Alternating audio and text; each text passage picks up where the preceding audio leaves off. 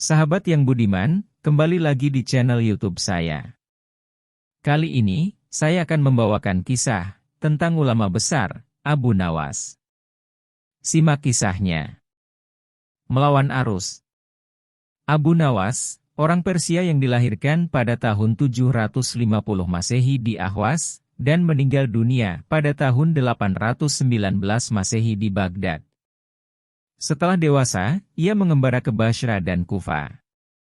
Di sana, ia belajar bahasa Arab dan bergaul dengan orang-orang Badui padang pasir. Karena pergaulannya itu, ia mahir berbahasa Arab, pandai bersyair, berpantun dan menyanyi. Ia sempat pulang ke negerinya, namun pergi lagi ke Baghdad bersama ayahnya.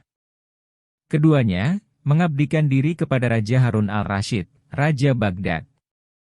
Ayah Abu Nawas adalah penghulu kerajaan Baghdad, bernama Maulana.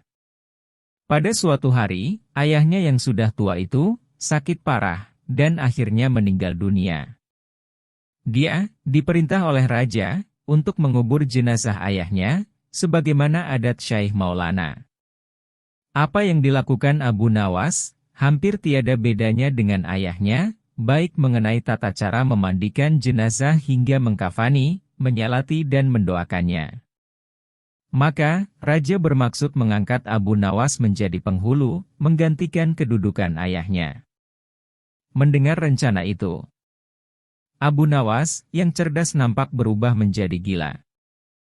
Usai upacara pemakaman ayahnya, Abu Nawas mengambil sepotong batang pisang, dan diperlakukannya seperti kuda, ia menungganginya sambil berlari-lari, dari kuburan ayahnya menuju rumah. Orang yang melihat, terheran-heran dibuatnya. Pada hari yang lain, ia mengajak anak-anak kecil dalam jumlah yang cukup banyak, untuk pergi ke makam ayahnya. Di atas makam itu, ia mengajak anak-anak bermain rebana dan bersuka cita.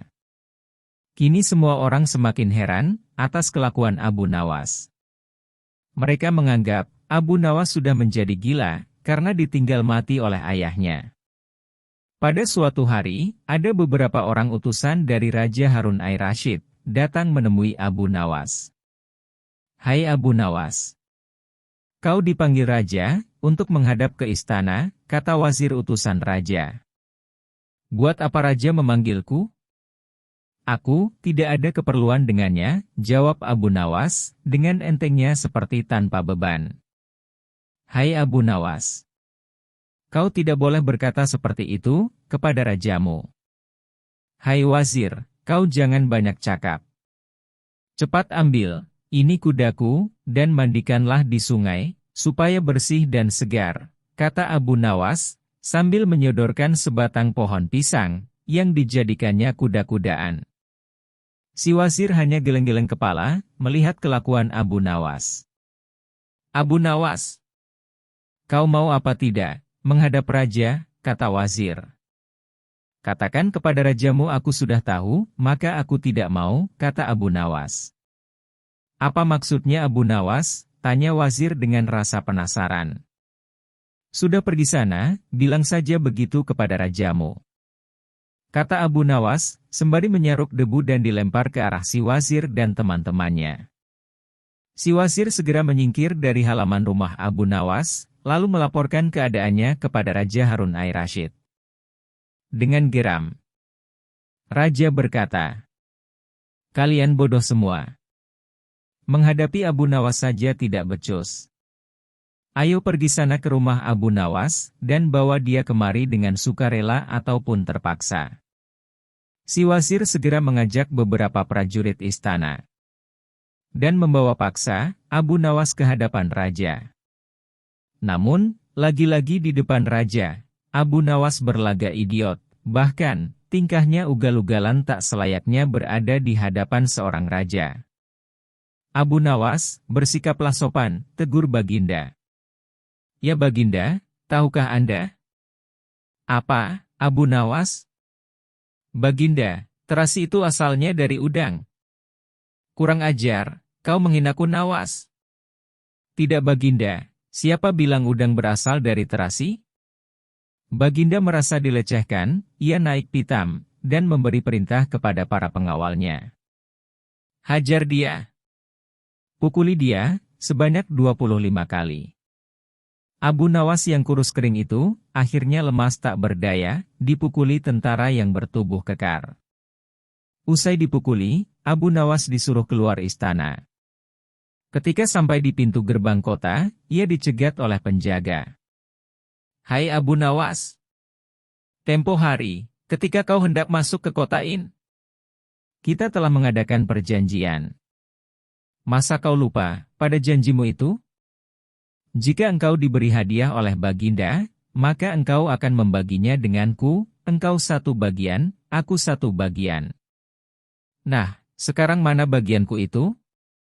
Hai penjaga pintu gerbang, apakah kau benar-benar menginginkan hadiah yang diberikan Baginda kepadaku tadi? Tentu, itu kan sudah perjanjian kita. Baik, aku berikan semuanya, bukan hanya satu bagian saja." Ternyata kau baik hati juga Abu Nawas. Memang, seharusnya begitu, kau kan sudah sering menerima hadiah dari Baginda. Tanpa banyak cakap, Abu Nawas mengambil sebatang kayu, lalu orang itu dipukulinya sebanyak 25 kali. Tentu saja orang itu menjerit-jerit kesakitan, dan menganggap Abu Nawas telah menjadi gila. Setelah penunggu gerbang kota itu kelenger, Abu Nawas meninggalkannya begitu saja. Ia terus melangkah pulang ke rumahnya. Sementara itu, si penjaga pintu gerbang mengadukan nasibnya kepada Raja Harun Ar-Rasyid. "Ya Tuanku Syah Alam, ampun beribu ampun. Hamba datang kemari, mau mengadukan Abu Nawas yang telah memukul hamba sebanyak 25 kali tanpa suatu kesalahan. Hamba mohon keadilan dari Tuanku Baginda." Baginda segera memerintahkan pengawal untuk memanggil Abu Nawas. Setelah Abu Nawas berada di hadapan Baginda, ia ditanya, "Hai Abu Nawas, benarkah kau telah memukuli penunggu pintu gerbang kota ini sebanyak 25 kali pukulan?" "Ampun Tuanku, hamba melakukannya, karena sudah sepatutnya dia menerima pukulan itu." "Apa maksudmu? Coba jelaskan sebab musababnya. Kau memukuli orang itu?" tanya Baginda. "Tuanku," kata Abu Nawas, "hamba dan penunggu pintu gerbang ini telah mengadakan perjanjian, jika hamba diberi hadiah oleh Baginda, maka hadiah tersebut akan dibagi dua. Satu bagian untuknya, satu bagian lagi untuk saya. Nah pagi tadi, hamba menerima hadiah 25 kali pukulan, maka saya berikan pula hadiah 25 kali pukulan kepadanya. Hai penunggu pintu gerbang, benarkah kau telah mengadakan perjanjian seperti itu dengan Abu Nawas?" tanya Baginda. "Benar Tuanku," jawab penunggu pintu gerbang. "Tapi, hamba tiada mengira jika Baginda memberikan hadiah pukulan." "Dasar tukang peras, sekarang kena batunya kau," sahut Baginda sambil terbahak-bahak. "Abu Nawas tiada bersalah, bahkan sekarang aku tahu, kalau penjaga pintu gerbang kota Baghdad adalah orang yang suka memeras. Kalau kau tidak mau merubah kelakuan burukmu itu, sungguh aku akan memecat dan menghukum kamu." "Ampun Tuanku," sahut penjaga pintu gerbang dengan gemetar. Abu Nawas berkata, "Tuanku, hamba sudah lelah, sudah mau istirahat, tiba-tiba diwajibkan hadir di tempat ini, padahal hamba tiada bersalah. Hamba mohon ganti rugi.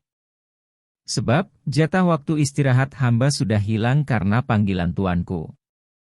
Padahal, besok hamba harus mencari nafkah untuk keluarga hamba." Baginda terkejut atas protes Abu Nawas, namun, tiba-tiba, ia tertawa terbahak-bahak, "Jangan khawatir Abu Nawas." Baginda Raja kemudian memerintahkan pengawalnya untuk memberikan sekantong uang emas kepada Abu Nawas. Abu Nawas pun pulang dengan hati gembira.